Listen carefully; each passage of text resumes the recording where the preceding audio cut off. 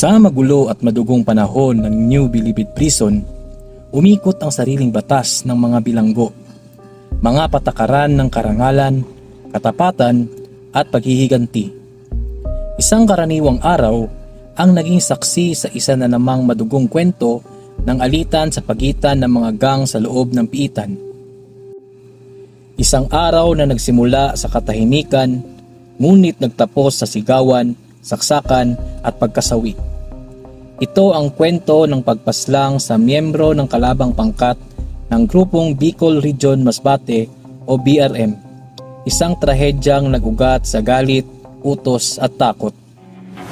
Mapusok na kabata, at sa kalay sumibol. Mga presong na patbat ng galing ba ng Bicol. Umanib sa samahan ng mga probinsyano. Ang dapat sa Manila boy ang... Paalala, ang kwentong ito ay naglalaman ng sensitibong paksa na may kinalaman sa krimen. Hindi angkop sa mga bata o kabataang may edad 18 pababa. Viewers' discretion is advised. Bago ko simulan ng kwento, counting disclaimer. Ang video ito ay for educational purposes and historical information only at walang layon na mag-promote ng kakarasan sa madla. Ang mga detalyeng nakapaloob sa kwentong ito ay batay sa mga datos mula sa Korte Suprema na makikita sa internet at available sa publiko. Isang karaniwang araw ng November 16, 1970, bandang alas 4 ng hapon, isang miyembro ng Bicol Region Masbate Gang o BRM ang nasawi sa likuran ng Dormitoryo Building 4 sa New Bilibid Prison, Muntinlupa, Rizal. Pinaghihinalaang ang pumatay ay mula sa Dormitoryo No. 4 kung saan ang naninirahan ay ang karibal na grupo ng BRM. Pagsapit ng alas 6:30 ng gabi, si Eduardo Rosales, ang leader o bosyo ng BRM na nakapiit sa Dormitoryo 6A, ay ipinatawag si Guillermo alias William Natural, ang kanilang squad leader o kilala rin sa tawag na mayor. Ang mayor ay isang kinatawan ng mga preso na itinalaga ng pamunuan ng kulungan upang mangasiwa at tumulong sa mga pangangailangan ng mga bilanggo sa kanyang dormitoryo. Sinabi ni Eduardo Rosales kay Natural ang plano nilang pagpaslang kay Renato Martin, isang bilanggo na Tagalog na umano'y nakita nilang nagbibigay ng senyas sa mga nasa dormitoryo No. 4 bago nangyari ang pagpatay sa kasapi ng kanilang pangkat na BRM. Ayon kay Rosales, ito raw ang magiging ganti para sa pagkamatay ng kanilang kasamahan. Sinubukan ni Natural na pigilan si Eduardo sa kanyang plano, ngunit hindi ito natinag. Sa halip, binalaan pa niya si Natural na siya mismo ang papatayin kung makikialam pa ito. Habang nag-uusap sila, ipinatawag ni Eduardo sina Luis Rosales at Santos Carcer at ipinakilala ang dalawa kay Natural bilang mga taong naatasan para isagawa ang pagpatay. Pagkatapos nito, umakyat si Eduardo sa kisame ng dormitoryo, kinuha ang two-bladed weapon na itinago niya roon at ibinato ang mga ito kina Luis Rosales at Santos Carcer sa ibaba. Makalipas ng ilang sandali, dumating na ang hapunan ng mga bilanggo. Subalit sa halip na kumain, tumungo sina Luis Rosales at Santos Carcer sa palikuran.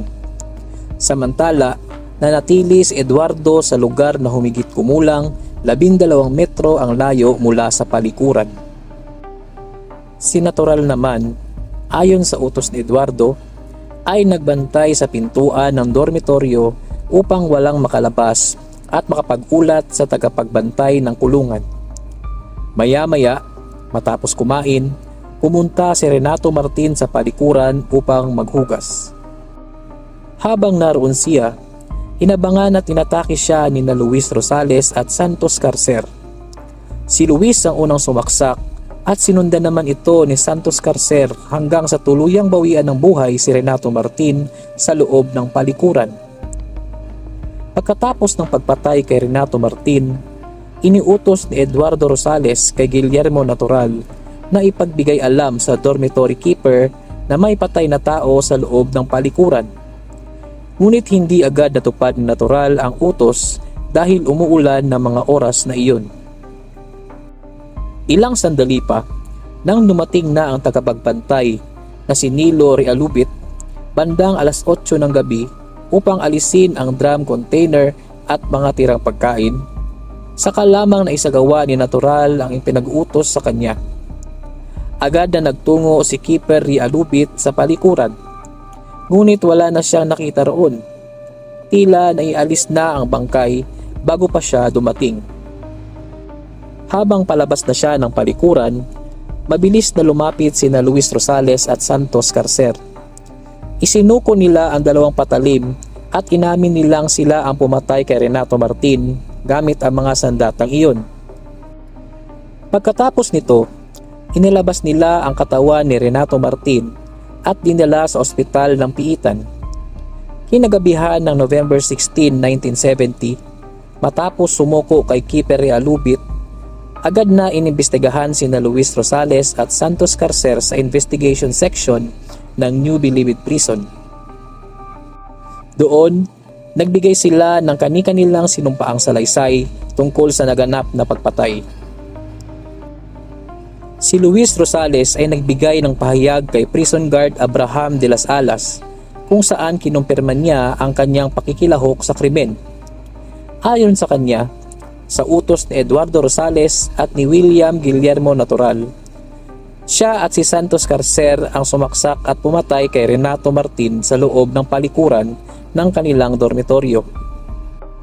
Ginamit nila ang mga matalas na ibinigay mismo ni Eduardo Rosales.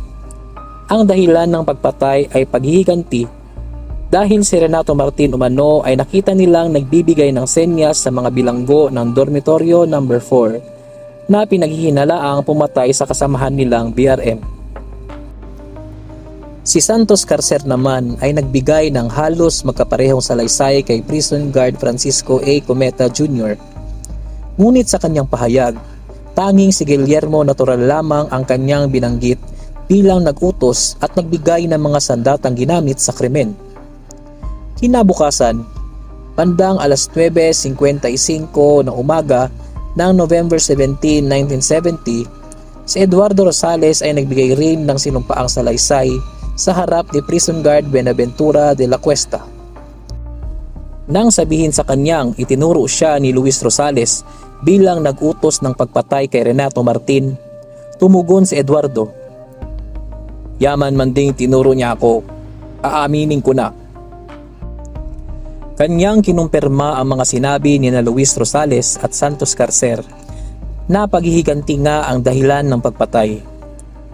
Ipinaghiganti nila ang kanilang kasamahang sinaksak na mga Manila Boy. Inamin din Eduardo na siya ang leader ng BRM gang sa dormitoryo 6A at nang mangyari ang pagpatay ay nasa loob siya ng dormitoryo, mga 5 dipa ang layo mula sa palikuran kung saan napatay si Renato Martin.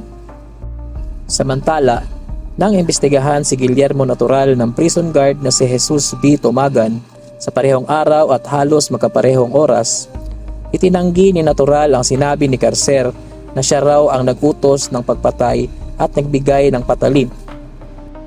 Ngunit kinumpirma niya na sina Luis Rosales at Santos Carcer nga ang siyang sumaksak kay Martin sa palikuran. Tulad ni Eduardo, sinabi rin ni Natural na ang dahilan ng pagpatay ay paghihiganti.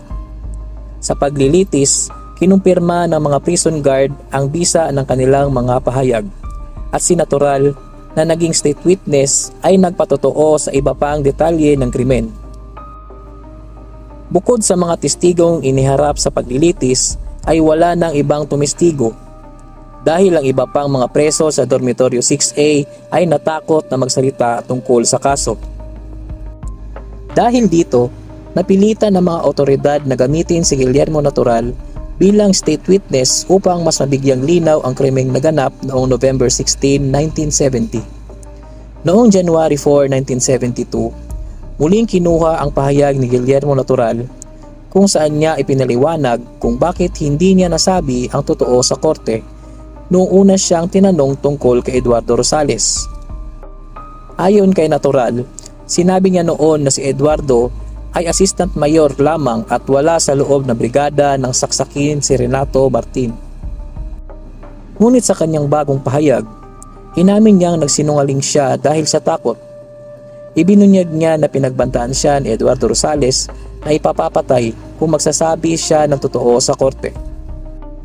Sinabi rin ni Natural na gusto sana niyang makausap muna ang piskal bago ang pagdinig upang sabihin na ihiwalay siya sa kanyang mga kasamahan dahil sa mga pagbabanta sa kanyang buhay. Ngunit hindi na siya nabigyan ng pagkakataon at agad nagsimula ang paglilitis habang siya ay nakaposas pa. Pagkatapos niyang hilingin na mahiwalay sa mga kasamahan, isinawalat na niya ang lahat ng kanyang nalalaman tungkol sa pagkakasangkot ni Eduardo Rosales sa pagpatay kay Renato Martin. Ang pahayag ni Natural ay tugma sa naging salaysay mismo ni Eduardo Rosales noong November 17, 1970, isang araw matapos ang krimen. Sa kanyang apela, sinubukan ni Eduardo Rosales na bawiin ang kanyang sariling pahayag na ibinigay noong November 17, 1970 sa pamamagitan ng pagsasabing pinilit umano siya ng mga investigador gamit ang puwersa at dahas upang aminin ang krimen. Ngunit hindi ito pinaniwalaan ng korte. Makikita sa kanyang salaysay na ito ay kusang loob at totoo dahil naglalaman ito ng mga detalyeng tanging siya lamang ang nakakaalam. Sa kanyang pahayag, malinaw pa niyang ipinaliwanag ang istruktura ng pamunuan ng BRM Gang na sa pinakatuktok ay si Rudy Regala at sa susunod na antas ay kabilang siya sa 4 na lider. Dagdag pa niya, sa Dormitoryo 6A, siya lamang ang itinuturing na pinuno. Tulad ng kay Luis Rosales at Santos Carcer, natuklasan din ng Korte Suprema na tama ang ipinataw na parusang kamatayan kay Eduardo Rosales alinsunod sa Article 160 ng Revised Penal Code. Dahil dito, pinagtibay ng Korte Suprema ang mga desisyon ng mababang hukuman noong December 24, 1971 at March 24, 1973 na nagpapataw ng parusang kamatayan kina Luis Rosales, Santos Carcer at Eduardo Rosales. Sa isang pangkat, ang utos ng mga nanunungkulan ay batas. At pag ikaw ay sumuway, pwede kang pahirapan o mas masaklap pa ang patayin.